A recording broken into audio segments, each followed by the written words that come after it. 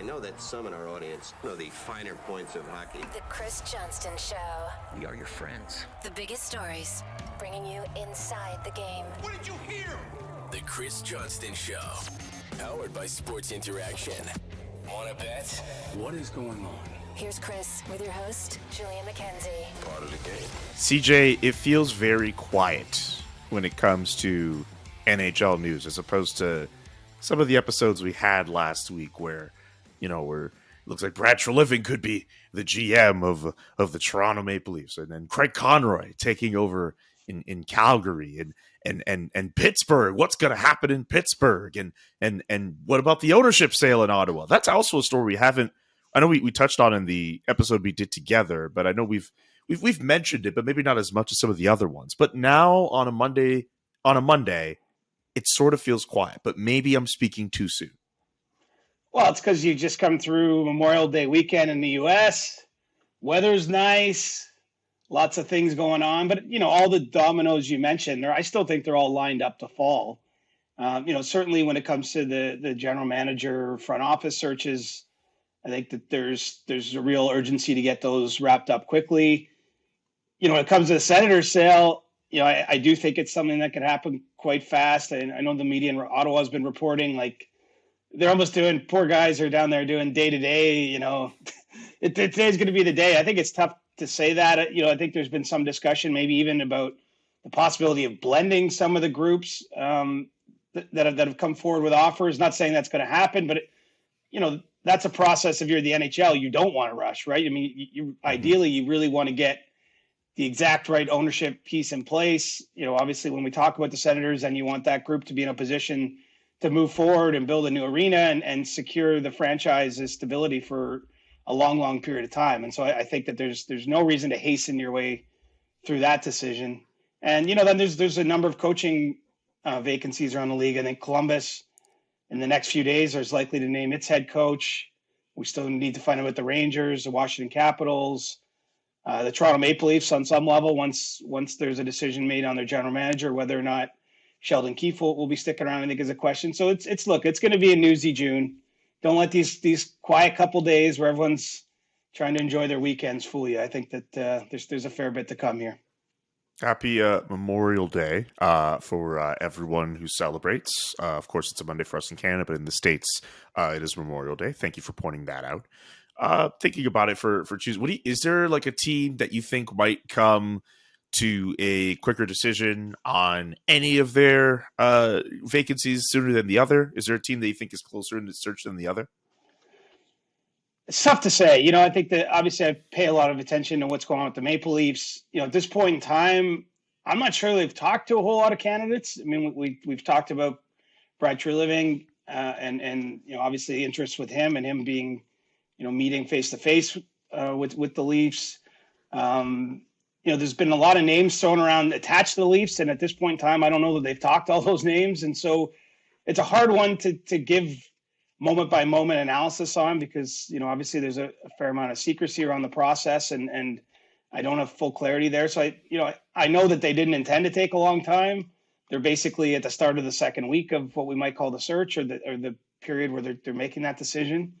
And so I wouldn't think it's too much longer. And then, Kyle Dubas has been in Pittsburgh meeting with the Penguins. So, it doesn't guarantee, of course, until the ink's dry on a contract, nothing's official, but you get the feeling that, that situation's getting closer to the end. So, it might end up being a photo finish. I do think, you're really getting your front office in place is imperative given the timelines. I think the coaching decisions can wait. As I mentioned, I know there's some teams out there that are curious about whether Sheldon Keefe will become available. So, we might see the coaching carousel drag on a little bit longer, but I think those front office searches, probably get done here in the next few days. I still think Kyle Dubas in Ottawa would be such a cool story, even though it would be very, I'm sure a lot of Leafs fans would not like that.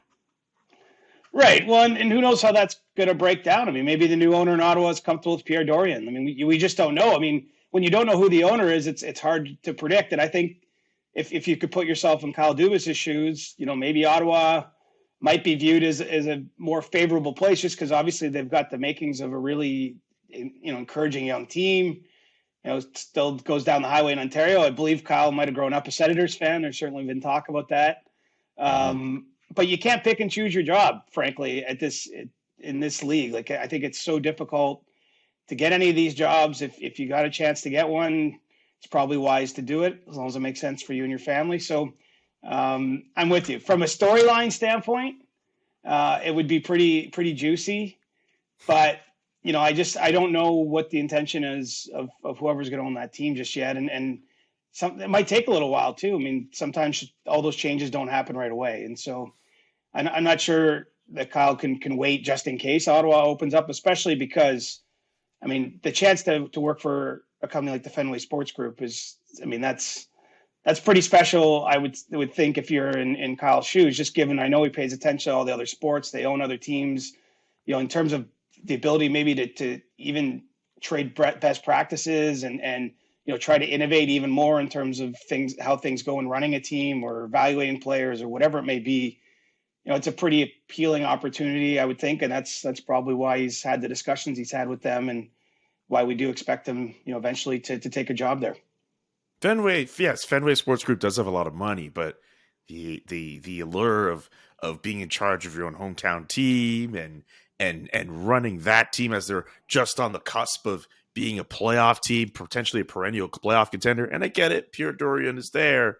But if you're the Ottawa Senators and Kyle Dubas is showing interest, I'm very curious about how they would go about that. We're obviously speaking hypotheticals, but still. Well, Kyle Dubas already ran his hometown team, the Sault Ste. Marie Greyhounds. That was his first. Right, that's true. Job. Yes, he did. So, and trust me, he would not let you forget that if he was part of this conversation. So he's already run his hometown team. He ran the biggest team in the league that's close to his hometown. I mean, I think now it's about trying to win a Stanley Cup, and he's 37 years old. There's no reason to think he can't have a career like David Poile has had. I mean, I don't know what the future holds, but there's a chance he's, running teams for the next 20 years in this league. So you're right. I do get why everyone's connected those dots. I would understand why he would perhaps have interest, but I just don't know that. I don't think you can wait. I don't think you can just sit around and assume that door is going to open up. Unless maybe he's got an inside track on who's going to own a team. Maybe he can have, or his agent or whatever could have some of those conversations, but we'll just have to see how it shakes out here. Sorry, I should have said boyhood team, not hometown team, but still, it's. Hey, I'm just correcting the record because I know he would want that. Yes. Oh yeah, for sure. Yes, you won't find someone more proud to be from Sault Ste. Marie than Kyle. Yes, absolutely. Also, it's Monday. It's first thing in the morning. These things happen. At the time that we record this, you all know we record these on Monday morning. One other thing before we get to sports interaction, and then we're going to go heavy on questions for this Monday edition. Did you watch Matthew Tkachuk on Inside the NBA on TNT over the weekend? Yeah, Shaq, we don't have home ice advantage. We got in by 1 point. I loved it. I watched the whole interview. It was great. Yeah, I did too. I thought it was cool to see him like that. Like TNT has the rights to the NBA playoffs and the Stanley Cup playoffs. And that was just a perfect crossover of both of their entities. You get a very talked about player in Matthew Tkachuk, getting to hang out with some of the best, arguably the best panel in sports, at least in North America, or at least the most entertaining, you could say that. And he seemed very comfortable. I thought the questions were okay. And it was a good 6 or 7 minutes.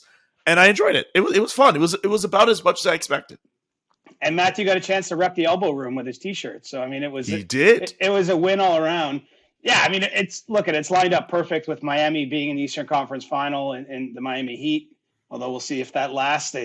They are clenching at a loss from the jaws of victory right now, potentially. My God. But, I mean, the synergy there made sense. I mean, the game was in Miami. Obviously Tkachuk plays for a team based in South Florida. TNT is going to do the Stanley Cup final this year.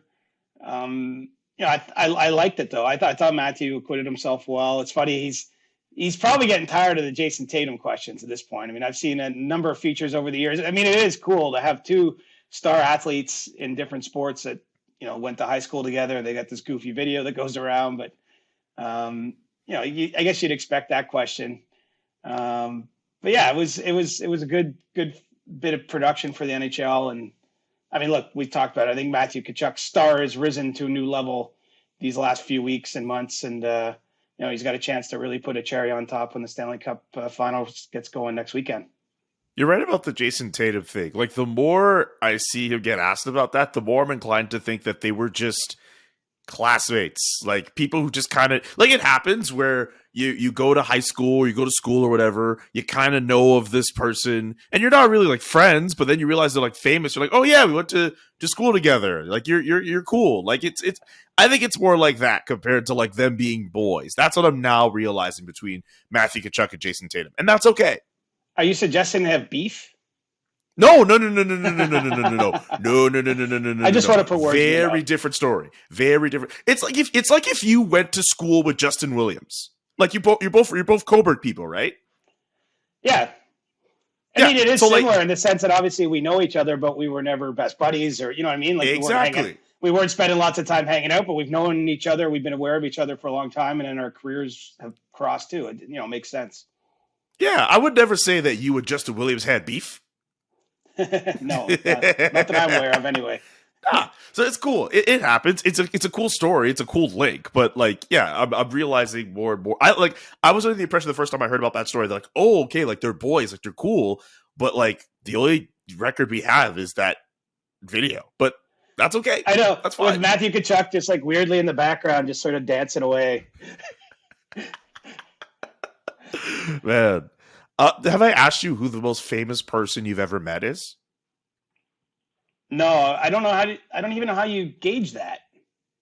I mean, say you go to almost any, okay, in terms of, like, if you rank every celebrity you've met, and I guess the way you gauge that is, like, if you go to any other part of the world and you mention this name, well, like, it might the be best Wayne chance Gretzky, of it resonating. honestly. It might have to be Wayne. I know you've met Wayne, but I'm wondering if it was like Wayne or if there was anybody else. I think it might have to be Wayne. I mean, I met John Hamm. I don't know, is he famous? Like, he's famous, but I don't know how famous he is. He might not be Wayne Gretzky famous. I mean, most of my list, if I were to sit down and really do this as an exercise, would be all athletes. Because even, I've met tons of golfers. I mean, I've met Tiger Woods, so I guess, that's probably Tiger Woods would be my guess. Tiger Woods is very famous. Like, it would be hard for me. I haven't met Michael Jordan. I'm just trying to think of the most famous athletes because I haven't met a lot of, like, A-list celebrities. I've met a lot of C-list kind of actors or actresses, but I haven't met, like, John Harrison Hamm's Ford. A-list. Is he? Well, then, I met him through an NHL thing. You know what I mean? Like, because he's around the St. Louis Blues a lot. Yeah, but also, like, Mad Men was pretty successful. He's done some pretty successful movies. I would, unless I'm wrong, you can write in the comments, I would think John Hamm is an A-list celebrity. What's the guy's name that played Carlton in Fresh Prince of Bel-Air? Alfonso Ribeiro. I read Alfonso Ribeiro once. We were in line on a flight delay, and we were both, like, waiting to get changed to new flights, and we had a chat. He was on a baby moon. That's nice. He was on a what? A baby moon. Like, I think his pregnant partner and him got away. Like, it's like a honeymoon, but for when someone's pregnant. I've never heard of a baby moon in my life. That's a thing. Don't worry. That's a thing. You'll get older, young man, and your friends will start having kids, or you might be doing that yourself, whatever. Not going to race to conclusions, but you'll start to hear that as you get older. I've never heard any of my friends do baby moon. Like, they go, like, it's like a honeymoon, but like with your kids. I've never heard. Well, no, you're not with your kid. It's with your unborn child usually. Anyway, don't ask any more questions. Google it when we're done. It's a thing. It is a thing. Is all I'm saying. I don't doubt that for a second. Let's just get to sports interaction and let's do an enlarged version of Ask CJ. Thank you to everyone who sent in questions over Twitter and on Discord. I can't promise we'll have any baby moon questions, but now we have something to look up. You can bet that with David Bastel. Brought to you by Sports Interaction. Get in the action and make a play. 19 plus. Please play responsibly. Welcome to another edition of You Can Bet That. And remember to hit up sportsinteraction.com/SDPN for all of your gaming needs. Dallas versus Vegas. Does that series go to a game 7? It's looking like, according to Sports Interaction, at a -128, it could go to 7. The fact that it could end in 6, it could be a plus 114. How do you see this series shaking up, Siege? Well, how things have changed over the weekend. We recorded, Thursday morning, Thursday afternoon, and we were almost thinking it's a foregone conclusion. Vegas is through to the Cup final. Now we got some intrigue. And, with the Stars playing this game on home ice, Game 6, I mean, you have to like them to at least push it to 7. I'm not sure if they can come all the way back, but they got some of the momentum going in their favor. Jason Robertson's really woken up in this series. Mm-hmm. I have a hard time seeing their season end on home ice. I just think if you've crawled this far back, I think we're going to get a Game 7 in the Western Conference Final. I really do. That would be so fun, man. Coming back from a 3-0 deficit and you force a Game 7. I don't know how many times it's happened where both the NBA and the NHL have a series that has a team clawing back from a 3-0 series deficit. Like, that's exciting. Like, that's fun. We were at a point where it looked like every series between the conference finals and the NBA and the NHL were going to end in sweeps. And now we have a situation where at least 2 of those series, there's a chance we could have both of those series have a team come back from a 3-0 deficit. I love that reality. Well, and it's wild because it's never happened in the NBA where a team successfully came back and won down 0-3. It's only happened 3 times in NHL history. I mean, there's a chance both of those, 2 notable additions in the historical record books could happen in the same couple of days. But let's not put the cart before the horse. I think Vegas still like their team, but I just think Dallas might have found something. And it's kind of surprising to me, to be honest, it doesn't happen more often, just because I do think momentum in a series can be a thing. And all of a sudden you're down 3-0, you're left for dead. Okay, you win 1 and then you win 2. And you can see how the dynamic shifts within the series in terms of pressure, expectations. Anyway, I like Dallas to at least push it to 7. I don't know what happens then. It'd be hard for me to go against the Golden Knights, I think, overall in the series still. But I think we get 2 more games before the Stanley Cup final starts. For what it's worth, Vegas still favored over the Dallas Stars to win the series at minus 333. Dallas plus 281 to win that series. Don't forget to check out sportsinteraction.com/SDPN for all the best odds before game, in game, and the best props. sportsinteraction.com/SDPN. It's Monday, so it's time for Ask CJ, a segment of our show that still never got that theme song. Year 3, season 3, buddy. Dare to dream. Yeah, someone, somewhere, maybe we'll find a theme song that works. But again, thank you for people who send in questions. They could be just anybody on Twitter or anybody on Discord, or they could be people who were once verified. How about a guy like Marc Dumont, who you can sometimes see on Game Over Montreal with Andrew Berkshire? His question: how close are the Carolina Hurricanes to entering the can't get it done in the playoffs conversation like the Leafs and the Oilers? Fair question, I suppose. But I mean, the one thing about Carolina, and I don't have all the numbers in front of me, Carolina's at least won multiple rounds. They've been to 2 conference finals in recent memory. They've been into the second round a bunch of times. I mean, I'm not sure I would group them with Toronto specifically. I mean, the conversation in Toronto is 7 straight years in the playoffs, 1 series victory. They almost have more of the feel of like San Jose in years gone by and in the past generation, or these teams that have just been very, very good for a long time. And you're just like, can they take one more step? Because it's really all that's missing for Carolina. So I think that they're on the verge of that. But I think it's 5 straight years they'd won at least 1 playoff round. And in a couple of them now, including this year, they won 2. So I see them as a little different than Toronto. I mean, Edmonton at least did get to the Western Conference Final last year. And I get he's maybe being a little bit cheeky with the question because there's obviously a different reaction or different volume around the Canadian teams. But, specific to the Leafs, let's face it, winning 1 playoff round out of 7 years, like that is a different thing than winning every year, at least 1, sometimes 2. I guess Washington was kind of like that. Like, that's the thing with the Ovechkin era Capitals. they'd often be the best regular season team or one of them, and they'd win like one round but couldn't get past round 2. I mean, look, the narratives happen for a reason. Can't win in the playoffs. I get it. But I still think Carolina, I put them ahead of Toronto and Edmonton because they've been closer more consistently. Even if the Carolina Hurricanes have not won a conference final game since 2002? Yes, because that's a strange bit of trivia.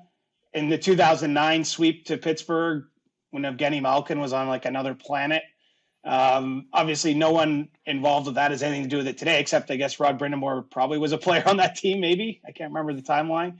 But for the obviously it's a new team. These last you got to look at the last 5 years kind of as this version of the Hurricanes. Look, I don't see any reason to think they're going to go away either. And they're pretty aggressive and creative front office. So I think that they'll have an interesting summer ahead, and we'll see where they're at next year. But I get the spirit of it. I just think I don't see Carolina as quite the same thing at this point in time as Toronto, just because the Leafs are getting criticized largely for just losing in the first round. Rod Brind'Amour, by the way, was on that 2008-2009 Carolina Hurricanes team that was swept by the Pittsburgh Penguins. His second to last season in the NHL. Wow, there you go. Time flies. It does. Kegplant _Wizard 19. At the risk of this query being asked previously, thank you for asking that question on Discord, by the way. I'll ask anyways. What would you consider fair value for getting one of the core 4 or 5 from the Leafs? For the sake of brevity, I'll ask specifically about Auston Matthews, but feel free to delve into the others in the core if you'd like. Hope this finds y'all well, and may the trail rise to meet your feet. I mean, I don't think you trade Auston Matthews. I'll just come and say it. He is, there isn't fair equivalent value. I mean, I guess we could cook up some number of first round picks and this and that and try to make it make sense. The odds are overwhelmingly against you ever getting a player back from that collection of what you get that doesn't rival what Auston Matthews is. So I just don't think there's that much of a discussion about trading him. I suppose it's different if he does come and say to you he wants out and he's not going to sign an extension. But I also don't think he wants to do that. Like, I can tell you, I'm very on top of the situation. He wants to remain in Toronto. I don't know how many times I have to say it before people believe it.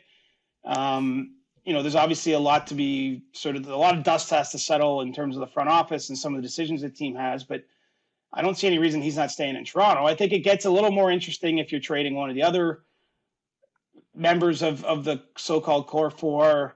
Like, I think that there's at least, you try to cook up a scenario where, if you were ever to trade, say, Mitch Marner, can you get at least one star quality player back? And I don't know what that trade looks like. Honestly, I don't know what the market would yield for him. And it might be ultimately why you end up where we've talked about, where they just don't move any of them because it's just not, they can't get enough back to make it make sense. So while we all might sit here and say like this, they could maybe use a little shake up there. I'm not sure it's happening. And I really don't think, the one place maybe I was going to say, if you're going to do like Auston Matthews, maybe the Leafs would have something to think about if Chicago, for whatever reason, basically said, here's a Connor Bedard pick. I'm not saying that will ever happen. And please don't, it's not a report. But when you're talking about like what could it take, something like that would be intriguing. But then it would have to be contingent on Auston signing an extension and all these things. And I just don't think that's going to, Chicago's not in that stage. That's not what they're going to do. But if in a hypothetical world, if a team that Auston might have been willing to sign with had have got the number 1 overall pick, maybe there's a discussion there. And even then, I'm not sure it's a long one, but that's a good hypothetical to have, if you're having a Friday night discussion with your buddies over a cold drink or something, that like what would you rather have? I'll leave you with that. This is a good segue into a question I want to get to from Mark Carvalho, because you mentioned, hey, don't put the idea that, Connor Bedard for Auston Matthews out there. Let me read this one.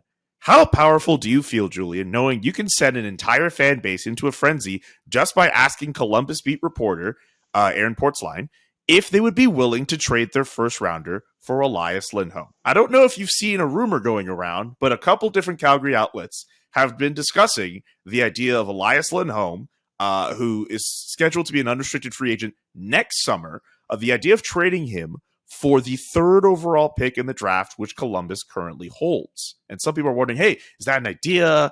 Is it a rumor? What's going on? Is that a thing? That all started because of a mailbag column I put out last week in which I asked Aaron Portzline, because someone asked me that question, if that made any sense. And there was a blurb that he wrote basically saying, hey, if you're able to get him extended, maybe you could make a trade work, and maybe all you have to do is put together a deal that has the 3rd overall pick, Elias Lindholm, and a 2nd round pick.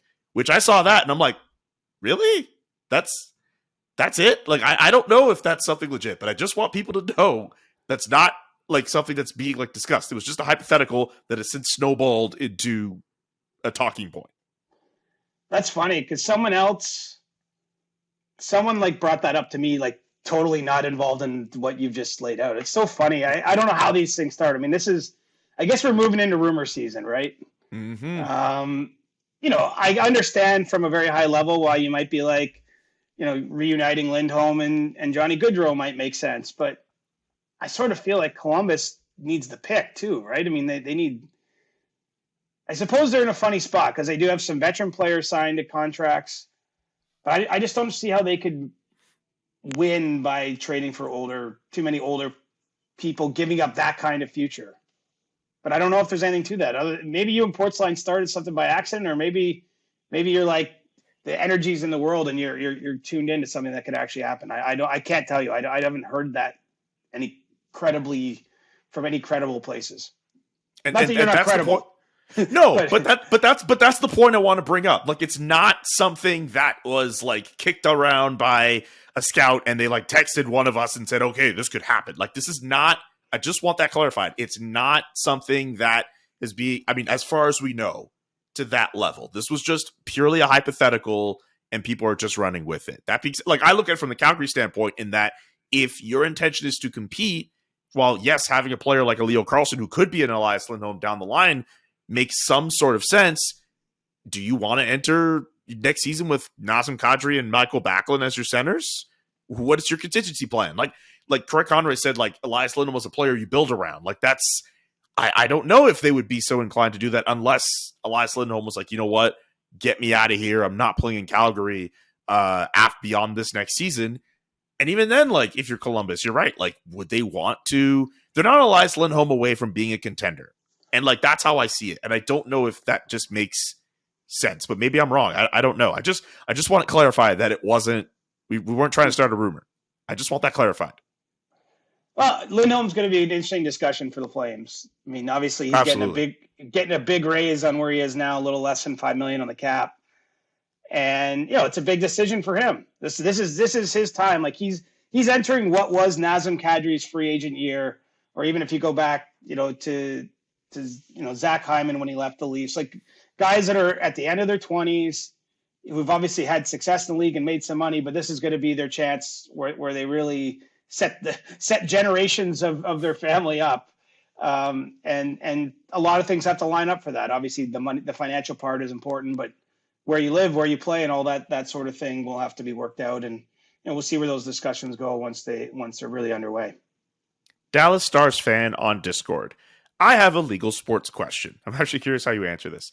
If a player purposefully injures another player, why doesn't that player ever end up getting charged with assault or get sued? I'm sure it's a union thing, but like, what if Jamie Benn injures Mark Stone and the Stars come back to win? And why can't Stone or the Knights sue Ben? If a free safety just lays out a crossing wide receiver, gets flagged and thrown out of the game, everyone in the world knows it's wrong, and the wide receiver never plays again and was likely going to earn a $40 million contract. Why can't the injured players sue for lost wages? Well, there are no lost wages would be one thing I would say is the contracts in NHL are fully guaranteed. So if a player unfortunately is injured and has to miss the rest of his career, he doesn't technically lose wages, especially if he has future years on his contract. Now, you might say, what happens if he's in a free agent year and he doesn't have a future contract? And I'm not sure. Maybe in those cases, there could be a legal aspect to it. The truth is, I don't know the answer to this. And I think the more I say, the more likely I'm going to say the wrong thing. But it isn't. It's a league that has a collectively bargain agreement about the rules of how it's engaged. The players are part of that, and they agree to be part of that league. So I don't know if something so egregious could happen that it could rise to that level. I just hope we don't see it, because that's not going to be good for anybody. Okay. Here for sports news on Twitter. When is the live show in Coburg? Ooh, I don't know. I mean, that's not really my thing to say. I mean, I'm pretty available, but I need to maybe poke the bosses that be to make that kind of thing happen. I have to say, you've got a little bit more sway on this than me, so I don't mind you poking around. It'd be fun. Let's hope we get it done. DevDuck_20. Do you see the Winnipeg Jets sticking with their big guns for one more year, or are they sellers this offseason? I mean, I think that they're going to at least gauge the market. I mean, they'd be kind of crazy not to, just where they're at. But I don't know how all that's going to unfold. I think that the one thing I will say is I do think we're ripe to have a pretty good trading market. I think by the end of June into the start of July, for a couple of factors, there's teams like the Jets that have some big decisions on players. I mean, the Calgary Flames in the same spot with players that are 1 year out from free agency.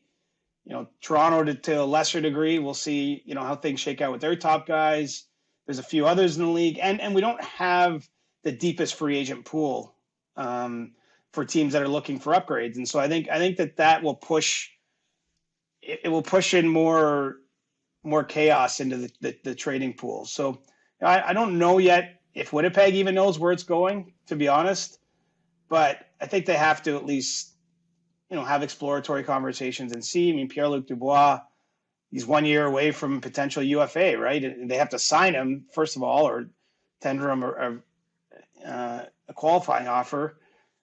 And, there's a chance he doesn't intend to sign there long term. I mean, so if they get that definitive word from him, that's a big decision to make, and potentially a trade that they're going to have to try to execute. Two more for you before we wrap this one up. From Jet, from Australia. Has Gary, the league, made an official decision on if the Cup can go to Russia this year? I'm assuming it's the same case as last year, but haven't heard any official word heading into the Stanley Cup final. Much love from Down Under. Appreciate the question. Love the support from Down Under. I would be stunned if the Stanley Cup was going to Russia this year. I don't see what would have changed in the last year. I presume, Gary Bettman will speak before game one of the Stanley Cup final, as he always does. So that's going to be this Saturday. And I'm sure that's one of the questions that he will field at that time.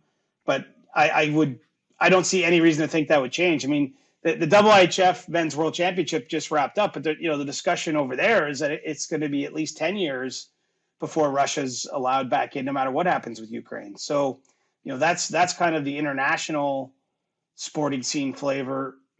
I would say that the NHL hasn't been nearly as decisive, of course, on the issue. There's still Russian players, of course, playing in the league and all that sort of thing. But I just don't think they'll be permitted to take the trophy there. I don't think they're going to want to let that happen. And quite frankly, I don't know when it would happen again next. Like we might be talking years and years and years. Last one from the Matty Pox on Discord.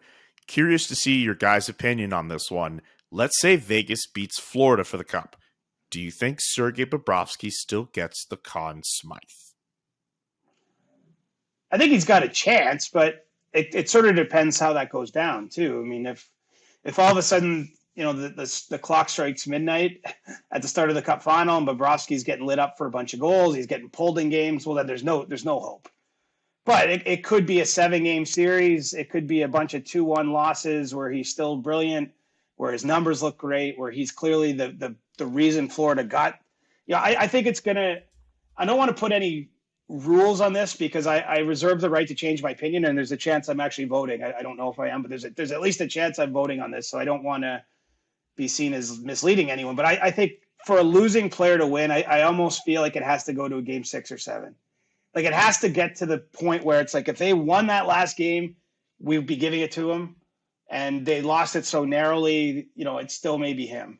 But Vegas has, whether it's Jack Eichel or I think that there's going to be some good Vegas choices in the event that they get to the Cup final. I mean, let's let it play out a little bit. But I would say this: Bobrovsky for me has been good enough that I would be considering him in a losing effort, depending on how the loss unfolds.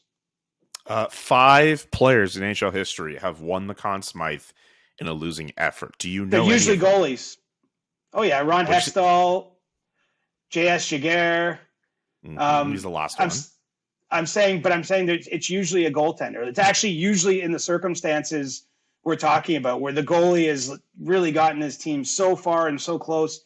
And Hextall, I believe it was 87. It was a 7-game series in the final. It's kind of proving my point, right? Is that I think it almost has to be those circumstances. Otherwise, it'll go somewhere else. But I mean, that's why we're going to watch the games. I mean, I love the discussion because I think it's interesting. And I've seen a lot of Tkachuk versus Bobrovsky. Like, I'm a little surprised. Like, I'm not taking anything away from Matthew Tkachuk. And obviously he's got sort of a narrative, like the clutch goals. Like, you can't ignore that. 3 overtime winners already in the playoffs. But for me, Bobrovsky is their Conn Smythe favorite entering the final. Like, I would have a hard time, honestly, building a case against him right now. But there's 4 to 7 more games to go, and he could get pulled in 3 of them. Like, again, I'm not predicting that, but who knows? Hockey's a crazy sport, and it's the MVP of the entire playoffs, not just the first 3 rounds. So we got to still see what happens. Probably has to do with the marketability with Matthew Tkachuk, right? The fact that he's become this star, or more maybe on the verge of being a superstar, maybe. That probably plays into it. But yeah, the 3-game winners in the Carolina series, the 3 overtime winners throughout the playoffs, like, there's definitely a case for him, but you're right. Sergei Bobrovsky is the reason why they're in the position they're in. Absolutely. Right. And Matthew's been a dominant player. Like, if you look at the underlying numbers and everything, like a lot of good things are happening with him on the ice, and Florida's not getting scored on when he's out there. Now, some of that's because he's got a great goaltender. Let's face it, hockey, this all fits together in a big chain. But I just, for me, there's no question Bobrovsky's my Florida favorite at the moment. But game 1 of the Cup final, 6-5, and Bobrovsky's letting in some poor goal. Like, it could change really quickly. I mean, we're reacting to what we're seeing in real time. Imagine Alex Lyon ends up coming in relief. The playoffs began with Alex Lyon in net for the Florida Panthers, and imagine a scenario where he is the Panthers' hope in the Cup final. Do you know how the playoffs began? Which is actually funny. Well, not began, but the round 2, the first game was in Toronto that Florida played, and Bobrovsky actually stayed out later at the morning skate than Lyon. I remember that. And I just tweeted it. I just said, like, basically, like, I don't know, every team does this different, but most often the starting goalie's off first. Mm-hmm. Anyway, I didn't tweet it like he's starting, but Alex Lyon actually came up to me later in the playoffs, and he's like, his phone just blew up because of that one tweet. And all his buddies are like, "Are you starting? Are you starting?" And then he said he had like a brief moment where he was like, "Am I starting?" Like he'd almost like planted like a small seed of doubt in his mind. It just turns out Bobrovsky's a workhorse and what have you. But yeah, it's crazy. What a crazy sport the whole thing is. I mean, it was nuts that Alex Lyon won the 6 or 7 games in a row that basically got them in the playoffs. Started the playoffs for them. Bobrovsky's now had this miracle run. I mean, who knows? Maybe Lyon will see more ice time by the end of it. We probably wouldn't have started the season predicting Adin Hill might be the goaltender of record on the other side of the Cup final here. So, I mean, it's just a not so sport at times. You don't need the goaltender to get you through the playoffs. You need a goaltender to get you through the playoffs. And I don't think I think this playoffs more than any other postseason, that quote rings true. Probably more than any other postseason I've seen, or at least one in a long, long time. And you've got a lot of teams building their team that way, right? Like, you've got a lot of places where teams are trying to get 2 legit options, and they don't know which is the 1A, 1B, 2, whatever you call it. I mean, I think there's more and more teams that are trying to prepare for this kind of outcome. Exactly. And that's going to do it for the Monday edition of the CJ Show. We'll be back on Thursday with a brand new episode. Subscribe to the podcast however you listen to podcasts.